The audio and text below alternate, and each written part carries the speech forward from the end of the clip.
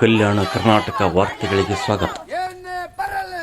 ಶಾಸಕ ಡಿಎಸ್ ಹುಲಿಗೇರಿ ಕಾರ್ಯಾಲಯದ ಮುಂದೆ ಸಿಐಟಿಯು ಸಂಘಟನೆಯಿಂದ ಪ್ರತಿಭಟನೆ.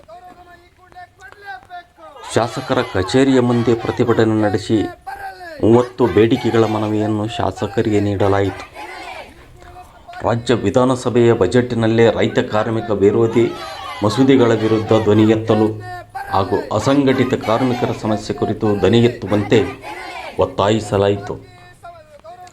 ಈ ಸಂದರ್ಭದಲ್ಲಿ ರಮೇಶ್ ವೀರಾಪುರ್, ಮೊಹಮ್ಮದ್ ಹನೀಫ್, ನಾಗರತ್ನ ಸಂತೆಕೆಲ್ಲೂರು, ಗ್ರಾಮ ಪಂಚಾಯಿತಿ ನೌಕರರ ಸಂಘದ ಸಂಘಟನೆಯ ಮುಖಂಡ ಚನ್ನಬಸವ ಕೋಟ, ಶೈನಾಶ ಬಾನು, ಮಲ್ಲಮ್ಮ ಯಲಗಲ್ದಿನ್ನಿ, ಸುಮಂಗಲ, ಶಿವು ಕಪಗಲ್, ಮಮತಾಜ್, ಶರಣಬಸವ ಬನ್ನಳ್ಳಿ ಸೇರಿದಂತೆ ಇದ್ದರು.